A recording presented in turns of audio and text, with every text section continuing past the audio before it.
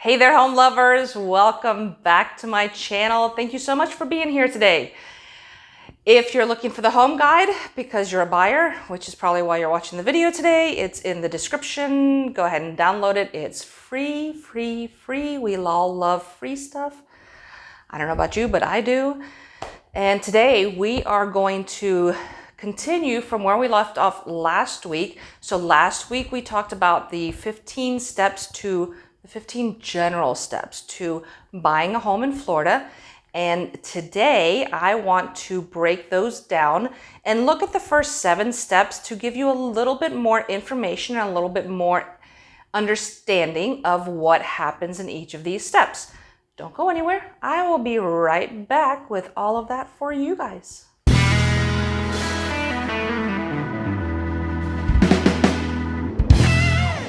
So to recap, the first 7 steps, what I call the search phase in buying a home, are the mortgage pre-approval with your lender, hiring a realtor, setting up your search criteria with your realtor in the MLS, viewing homes, making an offer, negotiating the terms of that offer with the seller, and going under contract, or the pop the cork step. We love that step. There are 2 of those in buying a home. You could say there are maybe 3. There are lots of those where we could pop the cork. Anyways, let's get started. I'm not scripted today, so I might ramble a little bit more than getting a mortgage pre-approval. Annie Guerin, who is a lender with Van Dyke Mortgage, and I talked about the difference between a pre-approval and a pre-qualification in this video. If you don't know what the difference is, or a lender tells you there is no difference, go take a look at this because there's a huge difference. A lender probably won't tell you there's not a difference. A realtor might, and if a realtor does, there's a big difference, and it's going to really help you throughout the entire process if you have a pre-approval to begin with than if you just start out with a pre-qualification. So go take a look. In a pre-approval, it's going to take several hours to maybe a couple of days because the lender is going to verify all of the information. So they're not, in a pre-qualification, you're sitting down and saying, hey, Mr. Lender, I make this much money. These are my debts. This is my credit score. And the lender does like a 15-minute, yeah, based on what you told us, we can lend you this much money. In a pre-approval, they're going to sit down with you and they're going to take your bank statements, your W-2s, all of your debts. They're going to take every single piece of information that they possibly can, run it through their system, and the system will spit something out that says, hey, Mr. and Mrs. Buyer, you can afford to buy up to $350,000, and you will need to put 20% down, or up to $300,000, and you need the seller to give you concessions, or whatever it is. It's very specific to your situation. Before you go out and start looking at homes, your realtor should contact your lender and find out exactly what it is that you qualify to buy, because there's no point in showing you $500,000 houses if the only thing you can afford to buy is $300,000 house, and you don't have the rest of that money to make up the difference between the 2. Make sense? So it's important to understand how much house you can buy, how much money you can spend when buying a house. And it's important for your realtor to understand this as well. If you're watching this and you live in the Tampa Bay area, hopefully that realtor is yours truly. If it's not, then we need to talk. All right, kidding. Your realtor also should be talking to your lender to find out how to structure an offer when you get to that step. So there are a lot of things that are going to come out of getting pre-approved. You're going to know how much house you can buy. So that's going to determine your search criteria, and your realtor is going to know how to structure your offer. So you might look for $350,000 houses, but if you're getting an FHA and you need the seller to give you 3% in concessions, your realtor needs to know all of that because the offer needs to be written that way from the beginning. It's a lot easier to ask for this stuff up front than it is afterwards. Sellers don't like it when you come back afterwards and go, oh, hey, by the way, I need you to give me $9,000 in concessions at closing. Oops. We didn't say that before. Oops. Yeah, they don't like that very much. So get it all right from the beginning instead of coming back and having to fix things afterwards. Step number 1, get pre-approved. Step number 2, hire your realtor. These two are kind of interchangeable, especially if you know a really good realtor like me. If you have a friend, if you have a family member, someone who's a good realtor who you're planning to use, obviously you probably don't need to worry about this hire a realtor step. If you don't, interview the realtors. It's important that you have a good working relationship with the person that you're going to spend the next few months with in one of the biggest transactions of your entire life. So make sure that the person you're working with is knowledgeable, experienced, it works for a good company that has their back, that they can draw on for more knowledge and experience and information if they need to, because things happen. So there are a lot of ways that you can interview a realtor. One of the best ways is really simply just to sit down with them at what's called a buyer's consultation and have that conversation with them. Feeling them out, they will feel you out. You guys can come to a meeting of the minds as to whether or not you want to work together. During this time, there are many questions you can ask a realtor to make sure that you are getting someone or you are hiring someone who is going to work really well for you. I've linked those in the comments in the description below, so go down there, grab your PDF of all the questions you should be hiring a realtor. You can use those same questions for hiring a buyer's agent or someone to work with you on the buyer side, or if you're selling a house. They're somewhat similar questions. So step 1, get pre-approved. Step 2, hire a realtor. Step 3, you have hired your realtor. You know how much money you can spend. Now it's time to start doing these searches on the MLS. So your realtor is going to set up a search, hopefully on the MLS. It will automatically email you when a new home comes on the market that meets your criteria. So let's say that your criteria is your high end is $350,000. You want 4 bedrooms, you want 2 bathrooms, and you want a pool or a backyard that's big enough for a pool, because we're in Florida. So those are and you want to be in Dunedin. So those are the criteria that will go into the computer, into the MLS, and it will spit out results, and the realtor will review these with you and make a plan as to which houses you guys will see. So that search will be ongoing until you go under contract with something. You might get emails every time a new property comes on the market. You might get emails once a day. You might get emails once a month. It's going to depend on where you are in your search.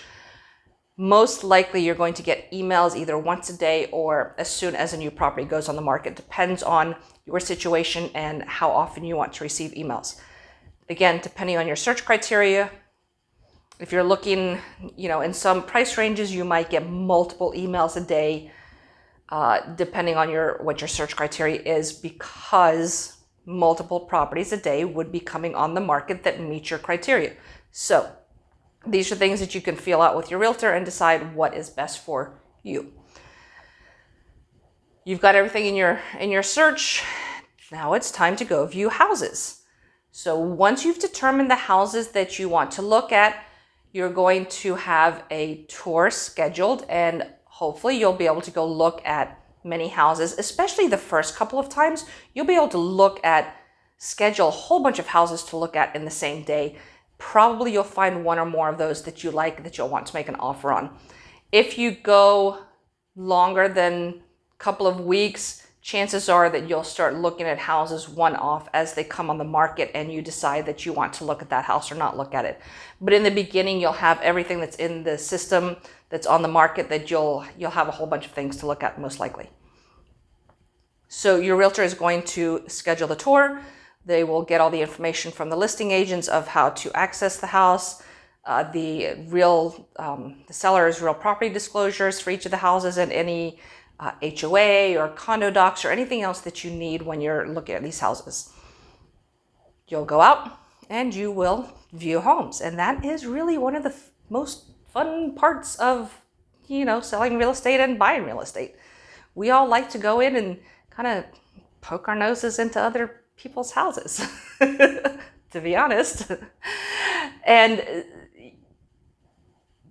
this is the time when you really want to, if you're looking at a lot of houses, take a notepad with you, or, a memo pad on your phone. Take a picture of the front of the house, open a memo pad, write the address, and that way you can keep track of everything that you've seen. Because if you're looking at 8 or 10 houses in one day on a Saturday, and sometimes that happens, they're all going to jumble together. So by the end of the day, you're just like, man, was the one on Bayshore the one that we really liked that was yellow, or was that the one that was over in San Salvador?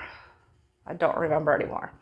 So take a picture of the front of the house with the address, and maybe with the MLS sheet right after it, so that you've got both of those next to each other, and then a memo pad, and you can write in the memo pad, either physically or on your phone, all the things that you did and did not like about that house.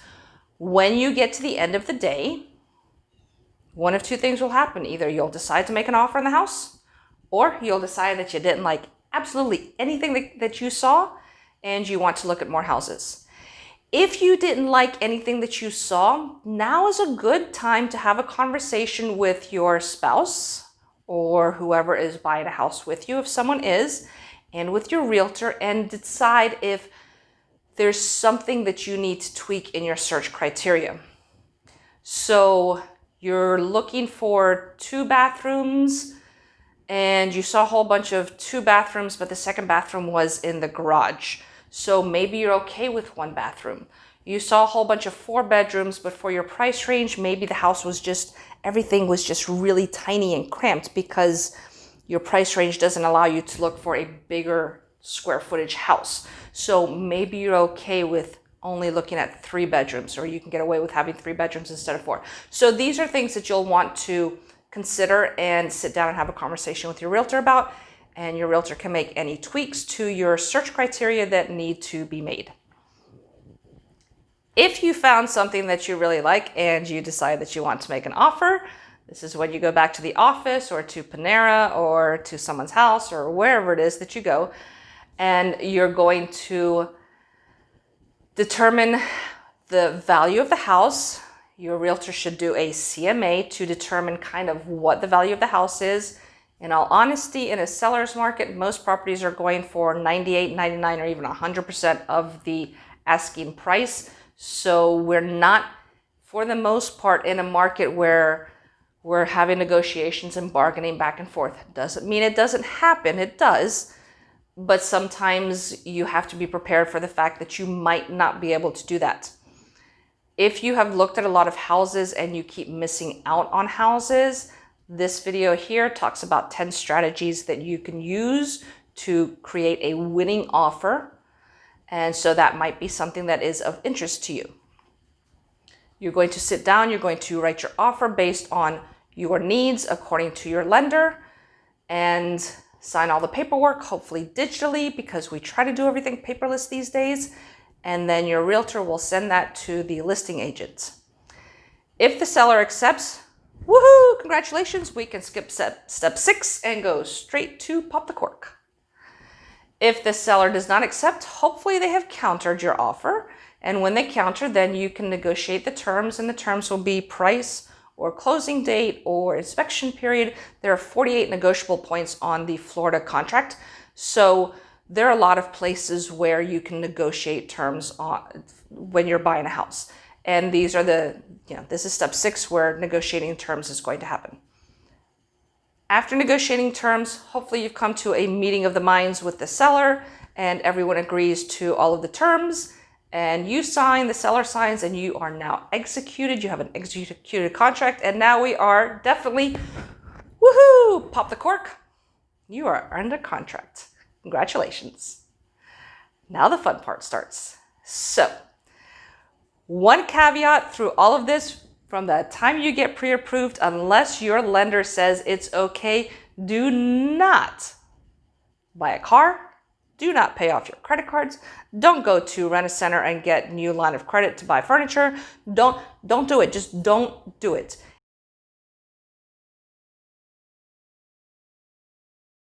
If you need to spend money on a credit card or you need to buy something, pick up the phone, call your lender and say, hey, this is the situation. I need to spend $2,000. And they're going to tell you whether or not that's something that's going to be feasible for you with your, what they've looked at with your lending. So don't go spend money. Once you get under contract, don't go spend money. Do not spend money at all until you close. At that time, you can buy all the furniture you want. You can buy the car. You can max out the credit cards. At that point, it's up to you. Might not be the smartest thing to do all that stuff. However, it's not going to affect your mortgage. So at that point, whatever. Those are the first 7 steps. Hope you found all of that helpful to you. If you have any questions, leave them in the comments. I will be more than happy to answer your questions. And next week, we're going to have the rest of the buying process. So that will be from when you go under contract to getting to closing. Hit the subscribe, turn on the bell notifications. That way you know when I upload that next week. Thank you so much for being here. Thank you so much for watching. I really appreciate it. Have yourselves a phenomenal